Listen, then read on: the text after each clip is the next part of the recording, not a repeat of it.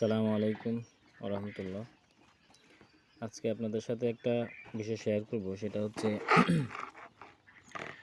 ব্রুডিংয়ের মধ্যে জিরো বাচ্চা যখন পানি সংকটে পড়ে, তখন তাদেরকে যখন হঠাৎ পানি দেওয়া হয়, তারা সারা শরীর ভিজিয়ে ফেলে তাড়াহুড়ো করে পানি পান করার কারণে। দেখেন এখানে আমাদের রাতে অটো ড্রিঙ্কারের পাইপটা জাম ছিল, যার কারণে পানি সরবরাহ হয় নাই। সকালে যখন হঠাৎ পানি দিলাম, দেখেন অবস্থা কি, এরা সবাই সিরিয়াল ধরে আছে পানি খাওয়ার জন্য, আর বাকি অনেকেই শরীর ভিজিয়ে ফেলছে। এই যে এখানে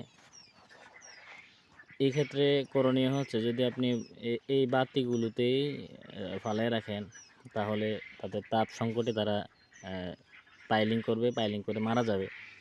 এই ক্ষেত্রে আপনাদের পরামর্শ হবে যে এই যে এখানে এরকম একটা গ্যাসের চুলা জ্বালিয়ে রাখতে হবে, তাদের শরীরটা শুকানো পর্যন্ত। ভিতরে তাপমাত্রা রাখতে হবে 37 থেকে 40 ডিগ্রি। 37 থেকে 40 ডিগ্রি এক পাশে তাপমাত্রা রাখতে হবে, আর এক পাশ খোলা রাখতে হবে। এই যে দেখেন এই পাশটা আমি খুলে রাখছি, যে এদিকে যদি কারো তাপ বেশি হয়ে যায়, তখন তারা এদিকে এসে অবস্থান করবে। তো এক পাশ খোলা রেখে আরেক পাশ আটকে রেখে আপনারা 40 ডিগ্রি তাপমাত্রা দিবেন। এখানে আছে ভিতরে 500 ওয়াট ছিল, এখানে 300 ওয়াট, আর ওইদিকে 200 ওয়াট আছে। এই যে ভিতরে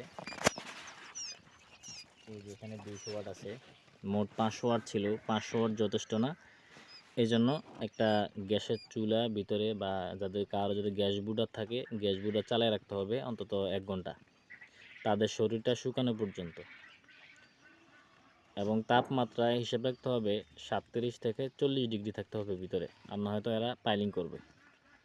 দেখেন গ্যাসের বাতি তাদের যথেষ্ট ছিল না, এখন গ্যাস জ্বালিয়ে দিছি, গ্যাসের চতুর্দিকে তারা জমাট বেঁধে আছে, তাপ নিচ্ছে।